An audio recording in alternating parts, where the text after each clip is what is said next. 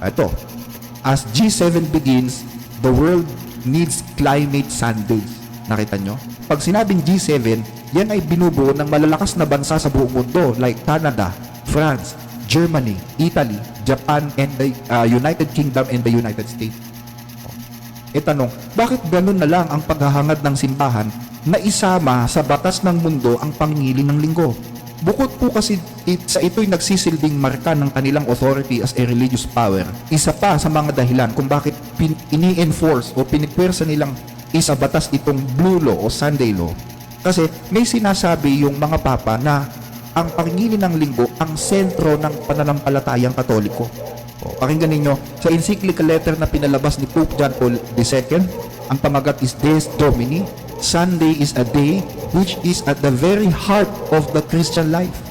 Ngayon, tingnan natin itong United States. Kasi nakita natin na itong United States ang siyang superpower na magsisilbing driving force para maipatupad yung batas ng simbahan na kontra sa batas ng Diyos. Ano ang naging response ng United States dito sa panawagang ito ng mga papa? Inilabas nila yung tinatawag na Project 2025. You know, watching your stuff here on the Project 2025, it's pretty scary. Absolutely. America finally has its own Mein Kampf, and it's called the 2025 Project. We begin tonight with a terrifying concept. A frightening article. They're calling it Project 2025. Movies. 2025 Project. Ano itong Project 2025? Kung titingnan ninyo sa Wikipedia, ang Project 2025 ay isang panukala kung saan ang layunin nito ay ipasailalim ang buong bansa ng Amerika sa kamay ng presidente bilang diktador. Kahit ang legislative and judicial branches ng US kailangan umilalim sila sa presidente, mawawala yung tinatawag na check and balance. In short, yung Project 25 is an authoritarian form of government. Plano na yan ng Amerika by 2025. So, ito'y isang diktadura. At isa sa mga agenda ng Project 25 ay bumuo ng isang batas kung saan naglalayong gawing communal rest ang araw ng linggo. Pakinggan ninyo, dito sa kanilang dokumento, Sabbath rest. God ordained the Sabbath as a day of rest. And until very recently, the Judeo-Christian tradition sought to honor that mandate by moral and legal regulation of work on that day. Congress should encourage communal rest by amending the Fair Labor Standards Act to require that workers be paid time and a half for hours worked on the Sabbath. That day would default to Sunday. So ano ibig sabihin nito? Kung ikaw ay may-ari ng kumpanya at magpapatrabaho ka ng tao sa araw ng Sabbath, na default, ang sabi diyan, by default is Sunday. Kailangan mong bayaran sila ng additional 10 minutes o 30 minutes overtime kada oras. Kung ikaw ang may-ari ng kumpanya, gagawin mo ba to? Siyempre, hindi mo gagawin to, lugi ka dito. So ang gagawin mo, patitigilin mo mga tao mo sa araw ng linggo, tama? So itong Project 2025 ay nananawagan sa Kongreso na magkaroon ng isang communal rest to be default by Sunday as Sabbath. So maliwanag pa sa sikat ng araw na ito ay isang doktrinang pangrelihiyon na sinusuportahan o ginawang batas ng gobyerno. Nakita nyo? Alam nyo naman, kapag inumpisahan ng Estados Unidos, parang may domino effect yan eh. Parang may domino effect yan sa lahat ng mga bansa sa mundo. Lalo na kapag ginamit nilang dahilan yung tinatawag na inang kalikasan o yung climate change. Wala nang rason para hindi sila sundin ng ibang mga bansa at ng ibang mga relihiyon gaya ng mga Muslim, ng mga Buddhist, ng mga Hindu, ng mga American Indian, ng mga Shinto sa Japan at kahit nga yung mga pagano sa Africa eh. Ano ba yung Project 2025? Ang sabi ni ChatGPT ay ito. Ang sabi ng Project 2025 ay what is Project 2025 of America? Project 2025 is a political initiative spearheaded by conservative groups in the United States aiming to shape the country's policies and leadership direction by the year 2025. It is associated with the Heritage Foundation and other conservative think tank and is largely focused on influencing the outcome of the 2024 U.S. presidential election as well as promoting comprehensive conservative agenda for the next decade. The project centers around creating detailed policy framework that address various issues such as government reform, national security, economic policy, and social values, with the goal of strengthening the influence of conservative principle in American governance. Some of the proposals include limiting federal power, cutting taxes, and reinforcing traditional values. The project has gained attention for its whole vision of reshaping the government and may play a significant role in the political strategies of conservative candidates running for the office, particularly in the 2024 election cycle. Wala naman sinabi ng religion O bakit sinabi nito religion? Wala naman sinabing religion dito. O, di ba? Ang sabi, traditional values. Social values with the goal of strengthening the influence of conservative principle in the American governance. Some of the proposals include limiting the federal power, cutting taxes, and reinforcing traditional values. Pero wala sinabing religious. Bakit sabi nito religious daw? May pagkasinungaling to Sa pamamagitan po ng batas na yan, magkakaisa ang buong mundo. Wala silang kamalay-malay na ang pagsunod sa Sunday law ay pagkilala sa authority ng Papa sa buong mundo gaya ng sinasaad dun sa kanilang doktrina. Wala naman sanang masama kung maging concern tayo sa kalikasan. Pero once na sinira mo ang utos ng Diyos alang-alang sa kalikasan o sa kung ano pa mang bagay na nilikha tulad ng tao o hayop o mga halaman, kapag yan ang naging priority mo ng higit sa utos ng Diyos, maliwanag pa sa sikat ng araw na yan ay pagbabaliwala sa Diyos. Once na maging priority mo ang nilalang ng higit kaysa dun sa lumalang, ang tawag dyan ay pantheism. Ang tanong ko, di ba yung Sunday law, matagal na yan? Matagal na pinatutupad ng Katoliko yung Sunday law Bakit ngayon mo lang tinatapig? Ano ba itong Pantheism is the philosophical religious belief that reality, the universe and nature are identical to divinity or a supreme entity. At yan po ang relihiyon ng mga Indian sa Amerika. Kaya nga kung mapapansin ninyo, pag lumilindol, sasabihin, galit ni inang kalikasan. Pag bumagyo, ganti ni inang kalikasan. Lahat ng sakuna, galit ni inang kalikasan Kaya ang gagawin nila, gagawa sila ng batas, kung ano-anong batas para pangalagaan ng kalikasan. Hindi nila naisip na yun, galit ng Diyos yun dahil sa patuloy na pagtalikod ng mga tao sa utos ng Diyos. Pakinggan ninyo, Roma 1:25, sapagkat pinalitan nila ang katotohanan ng Diyos ng kasinungalingan at sila'y nagsisamba at naglingkod sa nilalang kaysa sa lumalang na siyang pinupuri magpakailanman. Ang pinapatupad kasi nito yung Saturday Sabbath. Yun daw yung tatak ng totoong reliyon ng Diyos, yung Saturday Sabbath. Ang sinabi ba ng Diyos Ama, ang tunay na pamamahinga ba ay Sabado? Saturday Sabbath na tulad na sinasabi nito? Hindi naman 'Di ba? Ano ba yung sabi ay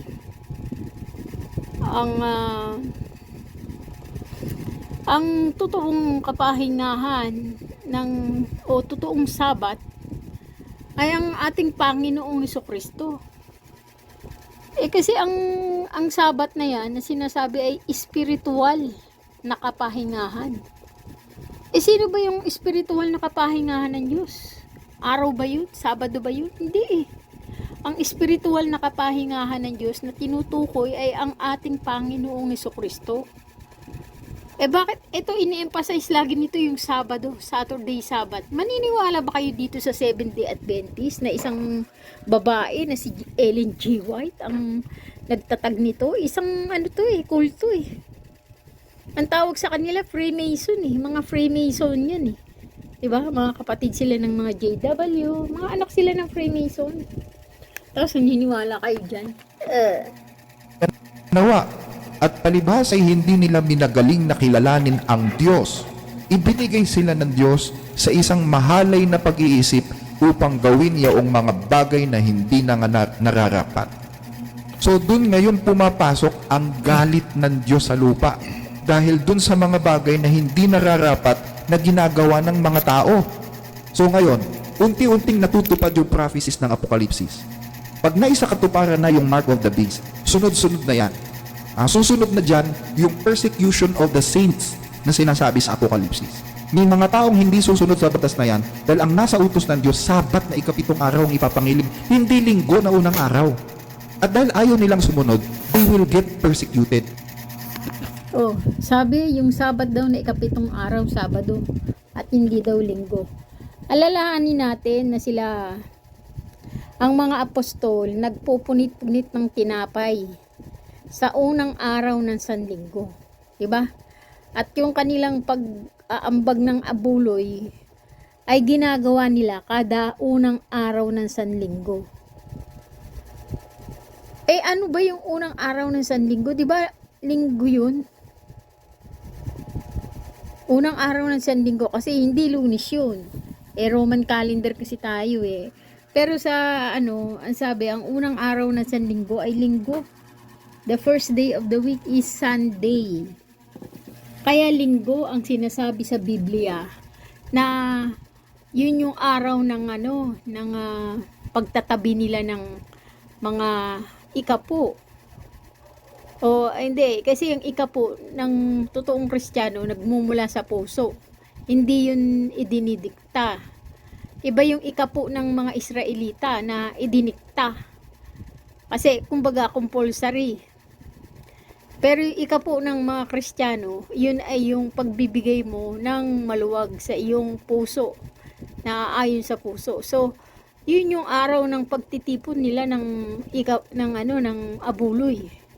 Ang unang araw ng linggo. At yun din yung araw ng pagpupunit-punit nila ng tinapay na binabanggit sa Biblia. Pasensya na pero hindi ko na matandaan ng verso. Pero alam ko ang mga text o konteksto. Kaya paano malalaman na Sabado ang Sabado kasi nung araw yan. Sa mga Israelita yan. Hindi yan para sa mga hintil. Ang Sabado noon ay itinakda para sa mga Israelita. Hebreo, Hudyo. Kaya ang Sabat ng mga Hebreo noong araw ay Sabado. Pero hindi yan sinabi sa mga hintil. Walang ganyan na sinabi. Ang mga unang Kristiyano, nagpupunit-punit sila ng tinapay kada unang araw ng Sanlinggo at nangangolekta sila ng abuloy kada unang araw ng Sanlinggo. Na kung tawagin ay Sanlinggo, unang araw ng Sanlinggo, Sanlinggo. Kaya hindi Sabado. Ngayon, ang sinasabi naman nito na tanda ng totoong reliyon ng Diyos ay Sabado. O, tignan natin, mali yan. At sila'y nagsisamba at naglingkod sa nilalang kaysa sa lumalang na siyang pinupuri magpakailanman siya nawa. At palibhas ay hindi nila minagaling na kilalanin ang Diyos. Ibinigay sila ng Diyos sa isang mahalay na pag-iisip upang gawin yaong mga bagay na hindi na nararapat. So dun ngayon pumapasok ang galit ng Diyos sa lupa. Dahil dun sa... Yung sinasabi nito na mahalay na pag-iisip, yan ay yung mga tungkol sa mga pagbabago ng katawan. Yung mga lesbian at mga gay. Kasi hindi nga sila naniniwala, mga ateista sila. Kaya inilagay sila ng Diyos sa mahalay na pag-iisip. Kasi lalo na yung mga edukado. O yung mga nakatapos ng sobrang taas ng antas ng karunungan ng tao. O yan yung mga mahalay na pag-iisip na sinasabi ng Diyos. Ibinigay sila sa mahalay na pag-iisip. Kasi napakataas ng tingin nila sa sarili nila. O yan yung mga edukado na mga edukadong tao na sa sobrang antas ng sa sobrang taas ng antas ng karunungan ng tao na naabot nila, nag-iisip na sila ng sarili nilang yung parang beyond. Sobrang pag-iisip na yung parang matayog na pag-iisip na hindi na saklaw ng kaisipan ng Diyos. Kaya ibinigay sila doon sa mahalay na pag-iisip. Ayan yung ibig sabihin niyan, yung mga bakla, tomboy, at mga sobrang taas ng tingin sa sarili dahil mga edukado sila. So yun yung sinasabi ng Diyos. Pero hindi sinasabi ng Diyos na yung hindi pagtupad sa Sabat o Sabado na pagngingilin. Hindi naman sa totoo lang, ang Sabat na sinasabi ng Diyos ay ang ating Panginoong Hesukristo. Pamamahinga sa Espiritu. Ang pamamahinga kasi, ang Diyos Ama na mahinga, di ba, ika-6 na araw siya nagtrabaho, 6 na araw, tapos pagka 7 araw na mahinga siya. Sino ba yung namahinga? Di ba, ang spiritual na Diyos. Diyos Ama ay namahinga ng ika-7 araw. Spiritual yung namahinga eh. Kaya ang ating Panginoong Hesus, isang spiritual na ibinigay ang kanyang bugtong na anak. Di ba? Dahil siya yung kaligtasan. So kung kung tutuusin, ang Sabat ay ang kaligtasan.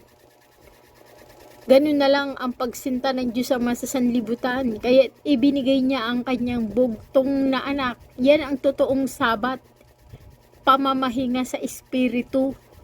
Sino yun? Yun ang ating Panginoong Hesukristo. Hindi yung 7 araw Sabado. Pag hindi ka nangili ng Sabado, ano ka na? Isa ka ng tiwalag o kalokohan yan. Mga bagay na hindi nararapat na ginagawa ng mga tao. So ngayon, unti-unting natutupad yung prophecies ng Apokalipsis. Pag naisa katuparan na yung mark of the beast, sunod-sunod na yan. Hey May friends, sinasabi I've na got naman an siyang mark of amazing the beast. find that I just have to share. Sunod-sunod na yan. Susunod Ano na daw dyan, yung mark of yung the beast? persecution of the saints na sinasabi sa Apokalipsis. May mga taong hindi susunod sa batas na yan dahil ang nasa utos ng Diyos, Sabat na ika-7 araw ang ipapangiling, hindi linggo na unang araw. At dahil ayaw nilang sumunod, they will get persecuted. They will be thrown to jail. They will be tagged as wanted personality. Dahil hindi ka lang nangili ng Sabado at linggo ka nangilin, ay itatapong ka na. They will be thrown into fire. O kalokohan. Tingnan mo. Bagay na hindi na kalikasan eh. Kaya ang gagawin nila, gagawa sila ng batas, kung ano-anong batas para pangalagaan ng kalikasan. Hindi nila naisip na yun, galit ng Diyos yun dahil sa patuloy na pagtalikod ng mga tao sa utos ng Diyos. Pakinggan ninyo, Roma 1:25, sapagkat pinalitan nila ang katotohanan ng Diyos ng kasinungalingan at sila'y nagsisamba at naglingkod sa nilalang kaysa sa lumalang na siyang pinupuri magpakailanman siya nawa. At palibhas ay hindi nila minagaling na kilalanin ang Diyos. Ibinigay sila ng Diyos sa isang mahalay na pag-iisip upang gawin yaong mga bagay na hindi na nararapat. So dun ngayon pumapasok ang galit ng Diyos sa lupa. Dahil dun sa mga bagay na hindi nararapat na ginagawa ng mga tao. So ngayon, unti-unting natutupad yung prophecies ng Apokalipsis. Pag naisa katuparan na yung mark of the beast, sunod-sunod na yan. Ano ba yung mga bagay na ginawa ng tao na nakapagpagalit sa Diyos? Di ba yung mga sodomista? Yung Sodoma and Gomorrah. Sodomite. O, di ba? Ano ba yung sodomista? Di ba? Ayan nyo, diyan na pumapasok yung mga pedophile. O, yung pagnanasa ng isang matandang lalaki sa isang napakabatang lalaki. O, pagka ang isang matandang lalaki nagnanasa sa isang batang lalaki, ang tawag diyan pedophilia. O, diyan na pumapasok yung child molester. 'Di ba? Yan yung kaso na dulot ng child pedophile o child molester. Pag ikaw ay isang pedophilia, malamang nang mumolestya ka ng bata. Kaya ang child molester at pedophile ay iisa. Pangalawa, yan yung mga Sodoma at Gomora, yan yung pumapatol sa babae at lalaki. Hindi na sila nasiyahan sa lalaki lang. Ayaw lang nila ng lalaki. Gusto nila lalaki at babae. Bisexual kung tawagin yan ngayon. Oh, yan yung mga ibinigay sila ng Diyos Ama sa kahalayan ng pag-iisip. Sa ibig sabihin, yung isip nila mahalay. 'Di ba? Pinabayaan na sila, ayaw nilang makinig. Sinasaway sila na ang Diyos Ama, ang gusto lang ng Ama ay lalaki at babae. 'Di ba? Yung pagsasamahan ng lalaki at babae. Kaso masyado silang matatalino. Kaya pinabayaan na sila ng Ama na mahulog sa kahalayan ng pag-iisip. Ano yung kahalayan ng pag-iisip? Yan yung pagkaduhagi nila o pagka-addict nila sa sex. Na nakikipag-sex na sila sa babae, lalaki at kakaibang laman. Yun na yung sobrang, minsan nagsasawa na sila sa lalaki. Ayaw na nilang makipag-sex sa lalaki. O ayaw na nila makipag-sex sa babae. Ang gusto naman nila hayop. Tumitira naman sila ng mga kalabaw, kambing, o manok. Kakaibang laman. Yan yung mga laman ng hayop. So, yan yung mga bisexual. Ibig sabihin, diyan na pumapasok yung threesome ng mga kasi uso yan ngayon sa Amerika, yung threesome. Halimbawa, mag-asawa, makikipag-sex sila sa isang lalaki. So, 2 lalaki, isang babae. O di kaya, 2 couple, 2 partner. 2 mag-asawa. 2 lalaki yun at 2 babae. Maghahatian sila. Or, 2 babae at 1 lalaki. At kung minsan, nagsasawa na sila sa tao, pati hayop, tinitira na nila. Yan yung kahalayan ng pag-iisip. Ibinigay na sila. Nagsawa ang Diyos sa kakasaway. Kaya pinabayaan na sila. Sige, tumira kayo kung anong gusto nyo. Kasi ayaw nilang pasaway. 'Di ba? Yan yung sinasabi diyan. Hindi yung dahil lang sa hindi ka nagsamba ng Sabado ano ka na. Walang kinalaman yung pagsamba ng Sabado kasi hindi naman yan tinuturing na banal. Okay? Kahit magsamba ka kahit anong araw. Basta kaya nga, yung unang Kristiyano nga, araw-araw silang nasa templo para magsamba Kahit Linggo, kahit Lunes, Martes, Miyerkules, Huwebes, walang masama. Kung kailan mo gusto, yung iba nga, minsan lang sa isang linggo. Minsan naman, yung iba sa isang taon. Diba? Ang sinasabi ng Diyos Ama ay ang Sabat o kapahingahan sa Espiritu ay ang ating Panginoong Jesucristo. Yun ang ating kapahingahan. Kaligtasan ang Sabat. Diba? Hindi lang yun araw ng linggo. Walang sense yan, sinasabi nito. Susunod na dyan, yung persecution of the saints na sinasabi sa Apokalipsis.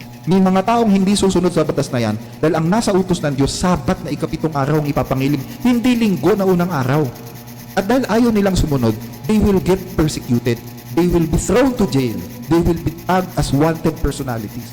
Because they refused unity, so they will be tagged. Kalokohan to. Dahil hindi lang sumunod ng pangingilin ng Sabado. Kasi kahit linggo di ba? Pwede kang mangilin. Dahil sinabi naman sa Biblia, ang unang araw ng Sanlinggo, diyan sila nagpuputol-putol ng tinapay at diyan din sila nag-iipon ng abuloy kada linggo at kada linggo sila nagpuputol-putol ng tinapay. Ibig sabihin, sumasamba sila diyan yung araw ng linggo. Hindi naman sinabi ko kaloko. Hindi binanggit yan sa Biblia na ang unang araw ng Sanlinggo ay linggo. At diyan araw na yan, hindi ka kasi nung araw, kung natatandaan nyo, na ang unang, kaya naging linggo ang araw ng pagsamba ng mga unang Kristiyano. Kasi pagka Sabado, kilala kasi ang mga Kristiyano o mga Kristiyanong Hudyo sa pagsamba kada linggo. Ay, kada Sabado. Kasi yan ang sinasabi ng Hudaismo o mga tradisyonal na Hudaismo. Sumasamba sila sa Sabado. Pero dahil yan nga ang nag-iisang alam ng mga, 'di ba sa Roma nung araw, ipinapapatay nila ang mga unang Kristiyano. Kaya pagka ang unang Kristiyanong Hudyo ay sumamba ng Sabado, inaabangan sila. Pinipersecute sila. Kaya ang ginawa nila, inurong nila yung pagsamba nila ng linggo. Kasi para hindi sila mahuli. Kasi ang isang napakatindi kasi ng pag-persecution ng the first Christian, ang unang mga Kristiyano sa Roma nung araw ay matindi ang paniniil sa kanila na inaabangan sila kada Sabado. Kasi Sabat nga nila Sabado. Ngayon, ang ginawa, inurong ng linggo para hindi sila ma-persecute, hindi sila mahuli ng mga Romanong kawal. Kaya naging Sanlinggo. Unang araw ng Sanlinggo, nag-iipon sila ng abuloy at nagpupunit-punit sila ng tinapay. Sa unang araw ng Sanlinggo, yun yung linggo. Pero kasi gusto lang nila naman na makaligtas sa persecution ng mga kawal ng Romano. Kaya kada linggo na sila nagsasamba. Yun ang isa sa dahilan ba't naurong ang pagsamba ng unang Kristiyano para makaligtas sila sa matinding persecution ng mga Romano. Pero hindi dahil lang dyan, dahil hindi naman binigyan ng pansin na masyado yung araw. Hindi. Kasi sinabi ng Diyos Ama, ang mga unang Kristiyano, halos araw-araw noon nasa sinagoga o mga templo o mga simbahan. Hindi naman in-emphasize na tuwing Sabado lang. Rebels and terrorists. Nakita nyo mga kababayan? At madali lang para sa gobyerno na matugtog sila dahil dun sa availability ng kanilang impormasyon at sa tulong na rin ng teknolohiya. Kaya itong mga taong ayaw sumunod dito sa unity na ito, hindi sila makakabili, hindi sila makakapagnegosyo, hindi sila makakagamit ng transportasyon, hindi sila pwedeng makisali sa normal na takbo ng buhay dahil Yung ba yung sinasabi ng tatak ng 666? Na kapag sumamba ka ng Sabado, ay di may tatak ka na. Kalabang ka na ng Antikristo. Kumbaga yung mga sumasamba kada Sabado, persecuted na. At yung mga hindi sumasamba ng Sabado, sumasamba ng Linggo, sila na yung Antikristo. 'Di ba? Kasi ang mga Katoliko tuwing Linggo yan nagsasamba. Antikristo na ang Katoliko. Pero hindi naman alam ng mga yan na kahit ang mga Kristiyano ay tuwing Linggo din naman nagsasamba. Hindi naman sila Katoliko pero ang tawag sa kanila Kristiyano kasi naniniwala sila kay Jesus. Pero ang Katoliko naniniwala naman yan. Kaya sinabing Katoliko Romano, naniniwala yan sa Hesukristo ng mga Romano. Kaya sinabing Catholic Roman, Roman Catholic kasi Kristiyanong Romano o Kristo ng mga Romano ang sinasamba nila. Catholic Roman. Kristiyano ng mga Romano o Kristo ng Romano. May misiya kasi ang mga Romano. At meron ding misiya ang mga totoong Kristiyano. O yung Christian sa ilang. Yan yung kunang tawagin ay mga elder in Sinai. The church in the wilderness o iglesia sa ilang o church elder o mga iglesia ng panganay o kung tawagin niya na ay mga church in the wilderness of Sinai. Sila yung iglesia sa ilang ng bundok Sinai. O di ba? Sila yung mga unang elder, Christian elder kung tawagin. Linggo din ang araw ng pagsamba nila. Kasi nakalagay nga doon para maiwasan ng persecution ng mga unang Kristiyano kada Sabado, lumipat sila ng Linggo. Ang Linggo, araw din niya ng pagsamba ng mga Romanong Katoliko. O di ibig sabihin, iisa lang ang araw ng pagsamba ng Kristiyanong unang Kristiyano o Kristiyanong panganay at mga Kristiyanong Romano. Ang Kristiyanong panganay, sumasamba sila sa totoong anak ng Diyos Ama, ng Panginoong Diyos Ama. O, yun yung Diyos ng Patriarkang Abraham, Isaac at Jacob. Pero ang Romanong Katoliko, sumasamba naman sila sa Kristo ng mga Romano. Yun yung anak ng reyna na asawa ni Nimrod. O, alalahanin natin, dalawang uri ng Kristo. Isang Kristo na anak ng reynang Nimrod na sinasamba ng mga Romano Katoliko, at isang Kristo na anak ng tunay na Diyos Ama, o yun yung Diyos ng Patriarkang Abraham, Isaac at Jacob, ama ng Panginoong Jesucristo. Yun ang anak ay ang Panginoong Jesucristo. Yun ang sinasamba ng Kristiyanong panganay o Church in the Wilderness, Iglesia sa Ilang. Iglesia sa Ilang sa Bundok Sinai. O kung tawagin ay Iglesia ng mga panganay. At meron din naman sinasabing Seventh-day Adventist. Ito nga yung mga Adventista na naniniwala sa Sagradong Sabado. O alam ba naman natin na ang unang Sabbath day ng mga Hudaismo ay Sabado? So itong Seventh-day Adventist, galing sila, ang origination nila ay mga Hudaismo na ine-emphasize ang Sabado. O yan yung unang araw ng pagsamba ng mga Hudaismo. Alam naman natin na ang mga Kristiyano noong araw ay gustong makaligtas sa persecution ng mga Romano. Kaya ang ginawa nila, Lunes. Ginawa nilang Lunes o unang araw ng Sandinggo. Ginawa nilang unang araw ng Sandinggo, Linggo. Ang unang araw ng Sandinggo ay Linggo. Hindi Lunes. Okay?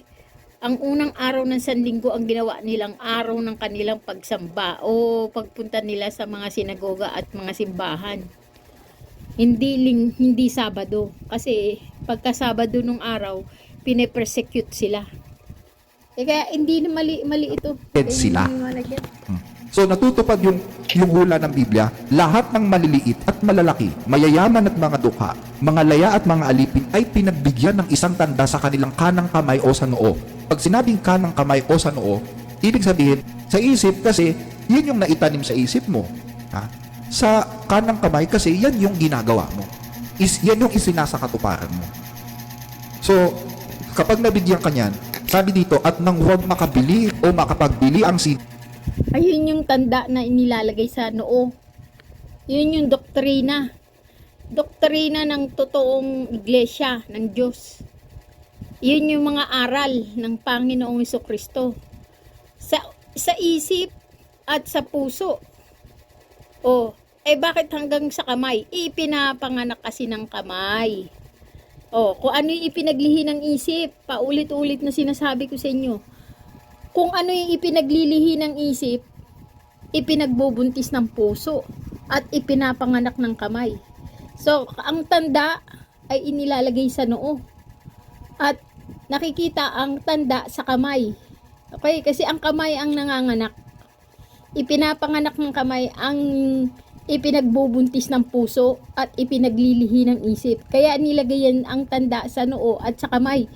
Makikita natin ang laman ng puso at isip sa pamamagitan ng ginagawa ng kamay. Makikita natin ang laman ng puso at isip sa pamamagitan ng mga gawa ng kamay. Kaya ang tanda nilagay sa puso, sa noo at sa kamay. Okay? Kundi siyang mayroong tanda sa makatwid ay ang pangalan ng hayop o bilang ng kanyang pangalan. Hindi ka talaga makakabili, hindi ka makakasali sa mga normal na takbo ng buhay, sa pagnenegosyo, hindi ka makakasakay sa transportasyon, hindi ka makakapag-travel, hindi ka makakagamit ng ATM mo kung meron ka man. Kasi wanted ka. Diba? So, susundan yan ng 7 huling salot na ibubuhos ng Diyos sa lupa para pahirapan yung mga taong tumanggap ng tanda ng hayop. At yung 7 last plagues ang magdadala sa mundo ng malaking kapighatian o yung Great Revelation na hindi pa nangyayari mula ng likhain ng mundo. Siyempre, 7 huling salot yan, papahirapan niya ng lupa. So, ang maibubunga niyan, devastation, malaking kapighatian. So, ano susunod na mangyari? Diyan napapasok ngayon yung blaming game. Ang teknolohiya kasi ipinapanganak ng mga tao ng kalaban ng Diyos, o kung tawagin niyan yung mga isinumpang anghel. O di ba? Tandaan natin, 2 uri ng binhi ang ipinanganak. Isang binhi ni Cain at isang binhi ng Abel. O di ba? At namatay ang Abel, ipinagpatuloy ng Seth. O anong ibig sabihin diyan? Mga tao ng Diyos. At sino ang namamahala sa mga tao ng Diyos? Yun ang ating Panginoong Jesucristo. 2 hulmahan ang nakalagay sa harapan natin. Kung saan ang hulmahan ay kapag sinabi mo kasing hulmahan, example, o kung tawagin ay model. Isang model ni Cain, kanino ba nanggaling si Cain? Kay Satanas na Lucifer. O sa diablong si Lucifer. Ang hulmahan ay si Cain at si Abel na ipinagpatuloy ni Seth. O ngayon, saan ba galing ang Panginoong Jesucristo? Sa lahi ni Seth. O ang Panginoong Jesucristo ang tumatayo na hulmahan ng ating Diyos Ama. At ang hulmahan naman ng demonyo o Satanas na diablo na si Lucifer ay ang kanyang anak, ang Antikristo. O yan ang sinasabi na 2 uri ng hulmahan. Ngayon, yung mga mark of the beast na sinasabi na tanda ng isang tao, o ang tao ba ang anak ng perdisyon, di ba?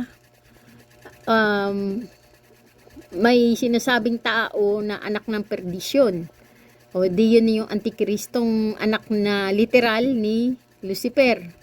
Siya yung mahayag sa hinaharap. Hindi pa naman nahayag kasi pag nahayag, alam mo na, darating na ang Panginoong Jesucristo. So, ibig sabihin, darating muna ang pagkahayag ng Antikristo bago dumating ang Panginoong Jesucristo. Pero, itong sinasabi na may mga tanda ang Antikristo. Kung sa bagay, ang sabi, ang tanda ng Antikristo, yun yung hindi ka makakapagtinda at hindi ka makakabili. Kasi yun ay nasa forma ng tanda sa noo at sa kamay. O, pagka noo, doktrina yan o mga aral. At pagkamay, yan na yung ipinapanganak ng laman ng isip at puso. So, ibig sabihin yan yung epekto o katas o byproduct ng doktrina o aral ng Antikristo. Na hindi ka nga makakabili o, di ba, makakapagtinda. Alam mo naman ang ating panahon ay na nagsisilang ng mga teknolohiya na masyadong advanced. So, maaaring sa pamamagitan ng teknolohiya, yan ay magiging maisa sa katuparan ng Antikristo. Pero hindi naman sinabi na dahil lang sa Sabat. Sisihan. Sino ngayon ang dapat sisihin sa mga salot na dumarating sa mundo? Iisipin ng mga tao na bakit dumarating ang salot sa mundo, gayong sumusunod naman sila sa simbahan. Bakit tuloy-tuloy ang salot sa mundo, gayong nagkakaisa naman ang lahat ng relihiyon?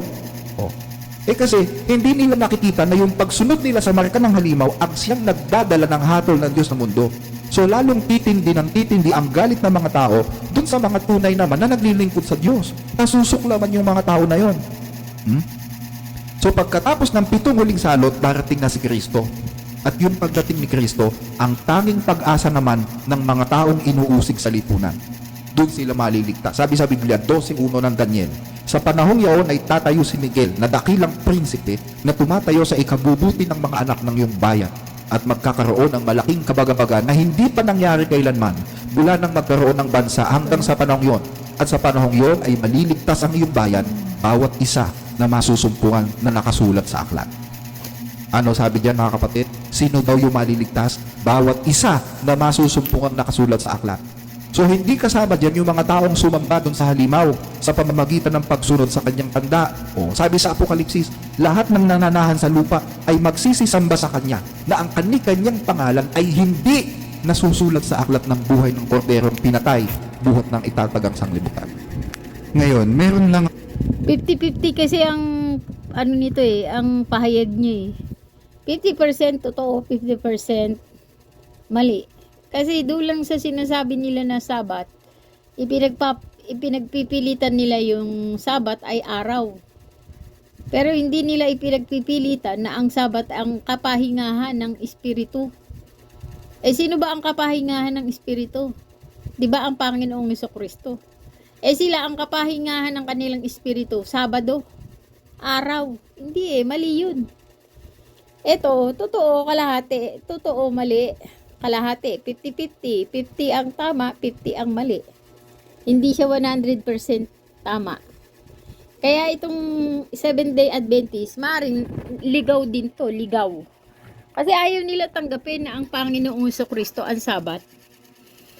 Nagpupumilit sila na ang Sabat daw ay Sabado, araw. Mali. Sa doktrina nila, mali na. Okay, niwala dito sa 7-day Adventist. Mali ang kanilang kapahingahan. Ayaw nila tanggapin na ang kapahingahan sa Espiritu ay ang ating Panginoong Jesucristo. Doon pa lang, bagsak na sila. kung gustong linawin sa inyo mga kababayan. Wala po akong sinasabi na hindi maliligtas o walang kaligtasan yung mga nangingilin ng linggo ngayon. Meron po kasing nagtatanong sa atin kung maliligtas ba yung mga Sunday keeper kahit tapat naman sa puso yung pag-worship nila. Alam nyo, posible po kasi na yun ay bunga ng kawalang kaalaman sa katotohanan kung bakit hindi nila nasusunod ng tama yung kalooban ng Diyos. Alam nyo, ganyan din si Apostol Pablo noon eh. Sabi nga ni Pablo sa sulat niya kay Timoteo, bagaman ng una, ako'y naging mamumusong at mang-uusig at mang-aalipusta. Gayon may kinahabagan ako, sapagkat yaoy ginawa ko sa hindi pagkaalam sa kawalan ng pananampalataya.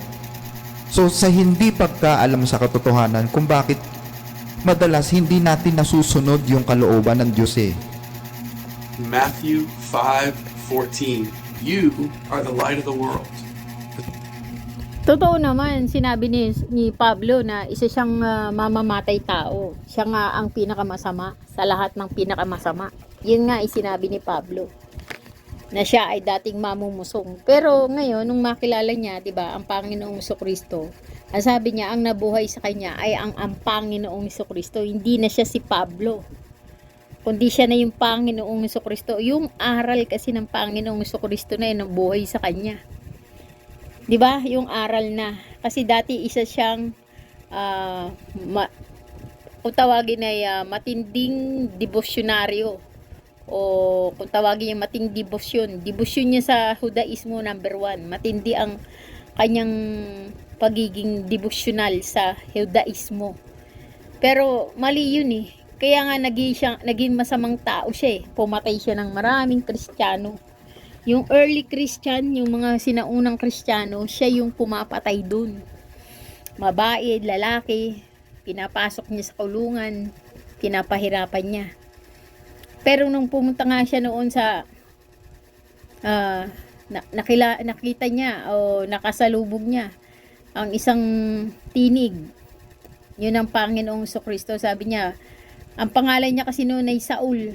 Sabi niya, Saul, Saul, bakit mo ako pinapahirapan? O nabulag siya. 'Di ba? Ngayon, iminulat ni yung apostol na may apostol na nagmulat sa kanya, sa kanyang mga mata, kasi binulag siya eh. Nang maalis yung kanyang, nang madilat ang kanyang mata, nadilat din ang kanyang kamalayan, na yung kay nabibilangin niyang pananampalataya, Judaismo, ay isang pagano, mali. Ay lumabas siya at siya ay naging isang mananamba ng Panginoong Jesucristo. Ang iglesia na binili ng Panginoong Jesucristo ng kanyang dugo at laman, o banal na dugo, 'di ba? Nabayubay siya. O hindi naman nagtayo ng iglesia ang Panginoong Jesucristo, kundi siya ay bumili ng iglesia. Ang bahay, ang may karapatan lang na magtayo ng bahay, yung may-ari. Ang iglesia ng Diyos ay itinayo mismo ng Diyos Ama. Yun kasi ay naligaw. Naligaw yun nung sa judges o hukom, nang mamatay ang mga hukom. Dahil wala nang naghuhukom na matino, nagkandaligaw-ligaw na yan Ngayon, nung magkasipangalat yung mga iglesia ng Diyos na yan sa ilang, o iglesia ng mga panganay, nagsipangalat, nawala, nabura, kumbaga parang, pero itinayo natumba kasi yung iglesia na yun, nabayubay pero itinayo. Sabi niya, sa batong ito, itatayo ko ang aking iglesia, kasi nabayubay yung iglesia niya. Ang bato na yun, ang Panginoong Jesucristo. Hindi si Pedro yun. Sa Panginoong Jesucristo, itinayo ang iglesia ng Diyos. Ibig sabihin, ang nagtayo ng iglesia ng Diyos Ama ay ang Panginoong Jesucristo. Kasi nabayubay, natumba. Kaya ang Panginoong Jesucristo, binili niya ng kanyang dugo ang iglesia ng Diyos na nawala, na natumba, na wash out, natumba. Binili niya yun. Naligaw. Ang nagtayo nun muli ang Panginoong Jesucristo sa pamamagitan ng kanyang dugo sa krus. Nabayubay siya sa krus. Ibinili niya yun yung dugo, at dugo ang mahal nga ng iglesia na yun Kasi dugo ng Panginoong Jesucristo ang ipinambili dun. Kaya ang sabi, 'di ba? Ang iglesia ay nakatayo sa bato. Dati ang iglesia ay sabi, ang aking kautusan dati ay nakasulat sa batong literal. Pero ngayon, ang aking kautusan na isusulat ko na sa inyong puso. Sa laman ng inyong puso. Laman na. Laman na ang pinagsusulatan ng kautusan ngayon sa pamamagitan ng ating Panginoong Jesucristo. Okay? Hindi na bato na literal. Kasi ang batong literal na pinagsulatan ay nabiak din. Ngayon, itinayo na ngayon ang iglesia sa pundasyon ng bato, ang Panginoong Jesucristo. At yung kautusan ay spiritual na, isinusulat na sa laman ng ating puso. 2 na lang ang kautusan, dati 10, pero sa 10 na yan, nakapaloob na lang sa 2. At ang mostly, ang kautusan ng Panginoong Jesucristo ngayon ay spiritual. Kasi ang isinilang muli sa espiritu ay maaaring tahanan ng mga kautusang espiritual. Ikaw ay isinilang muli sa espiritu, di ibig sabihin ikaw ay mag-iingat ng mga kautusan na espiritual. 'Di ba? Espiritual ang kautusan, kaya dapat ikaw ay espiritual din. Kung ang kautusan ay laman, ay dapat ikaw ay laman. Pero ang laman ay nalinis, nagiya. Kumbaga, ang ating laman ay ang kautusan ng Moises ay kautusan sa laman. Yung paglilinis sa laman. Kasi kailangan di maging malinis ang laman para makipagkasundo sa espiritu. Kung marumi ang laman, hindi makikipagkasundo sa espiritu. Magkakalaban. Pero dahil kailangan malinis ang laman, kaya yung kautusan ni Moises nung araw sa Israel ay paglilinis sa laman. Pero ngayon, ipinanganak na ang kaligtasan, ang mga kautusan ngayon ay espiritual. Dahil ang kaligtasan ang tubig. Tubig ang kaligtasan. Kaya kailangan natin, ang sabi ng Panginoong Jesucristo, ang tubig na ibibigay ko sa inyo ay bubukal sa inyong puso. At siyang magbibigay sa inyo ng buhay na walang hanggan. Ang tubig na yan ay mga aral ng Panginoon. Na pag ang inyong puso pinupuno nyo ng aral ng Panginoon, ay malamang hindi yan papasukan ng dilim. Kasi ang aral ay liwanag. City on a hill cannot be hidden. madalas hindi natin nasusunod yung kalooban ng Diyos eh. Pero gaya nga rin ni Pablo, naawa ang Diyos sa kanya. Naawa rin ang Diyos sa atin. At gusto ng Diyos na tayo iligtas, kaya sinasabi sa atin yung katotohanan.